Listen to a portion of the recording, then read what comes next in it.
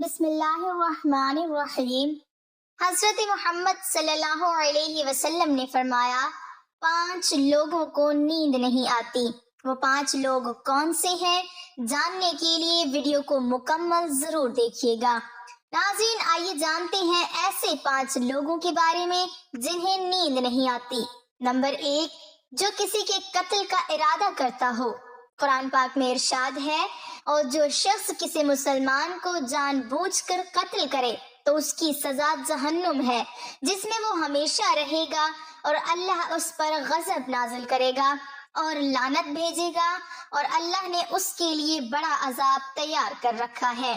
اسی وجہ سے ہم نے بنی اسرائیل کو یہ پیغام لکھ دیا تھا کہ جو کوئی کسی کو قتل کرے، جبکہ یہ قتل نہ کسی اور جان کا بدلہ لینے کے لیے ہو اور نہ کسی کے زمین میں فساد پھیلانے کی وجہ سے ہو، تو یہ ایسا ہے جیسے اس نے تمام انسانوں کو قتل کر دیا، اور جو شخص کسی کی جان بچا لے تو یہ ایسا ہے جیسے اس نے تمام انسانوں کی جان بچا لی۔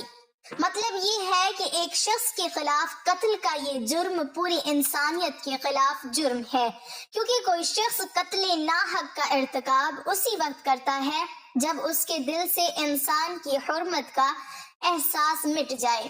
ایسی صورت میں اگر اس کے مفاد یا سرشت کا تقاضا ہوگا تو وہ کسی اور کو بھی قتل کرنے سے دریغ نہیں کرے گا، اور اس طرح پوری انسانیت اس کی مجرمانہ ذہنیت کی ضد میں رہے گی۔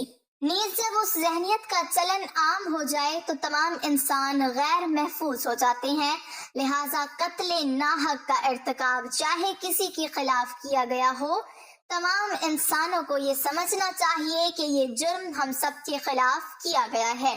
نمبر 2، جس کے پاس مال و دولت ہو اور اسے کسی پر بھروسہ نہ ہو۔ تاریخ کے ہر دور میں ایک سے بڑھ کر ایک دولت مند کرہ ارض پر نمودار ہوا اور گردش ماہ و سال کے بعد مٹی کا ڈھیر بن گیا۔ اس کے باوجود حضرت انسان سمجھنے کے لیے تیار ہی نہیں۔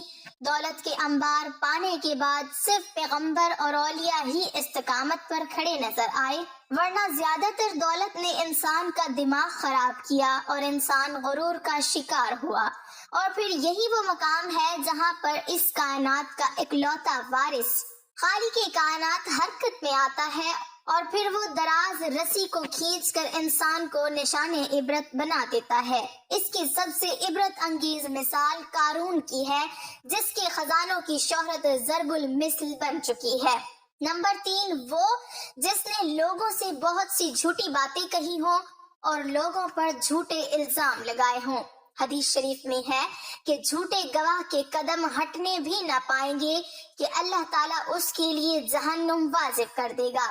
جس نے کسی مسلمان کو ذلیل کرنے کی غرض سے اس پر الزام عائد کیا تو اللہ تعالیٰ جہنم کے پل پر اسے روک لے گا، یہاں تک کہ اپنے کہنے کے مطابق عذاب پالے۔ جو کسی مسلمان پر ایسی چیز کا الزام لگائے جس کے بارے میں وہ خود بھی جانتا نہ ہو، تو اللہ تعالیٰ اسے جہنمیوں کے خون اور پیپ جمع ہونے کے مقام میں اس وقت تک رکھے گا جب تک کہ اپنے الزام کے مطابق عذاب نہ پالے۔ نمبر 4، وہ جس کی ذمہ داری زیادہ ہو لیکن اس کے پاس دینے کے لیے کچھ نہ ہو۔ کائنات کی تلخ ترین اور سفاک حقیقت بھوک ہے۔ بھوک بڑی بدذات ہے۔ انسان، چرند پرند اور ذی روح مخلوق اپنی بھوک کے سامنے بے بس ہو جاتے ہیں۔ یہی وجہ ہے کہ موجودہ حالات کے پیش نظر غربا اور بے سہارا لوگوں کے سامنے بھوک ایک بڑا مسئلہ بن کھڑی ہو گئی ہے۔ بحیثیت مسلمان ہمارے اوپر یہ فرض ہے کہ ہم اپنے ارد گرد رہنے والے غربا اور مساکین کی مدد کریں، جو اللہ تعالیٰ کے ہاں سب سے زیادہ پسندیدہ عمل ہے۔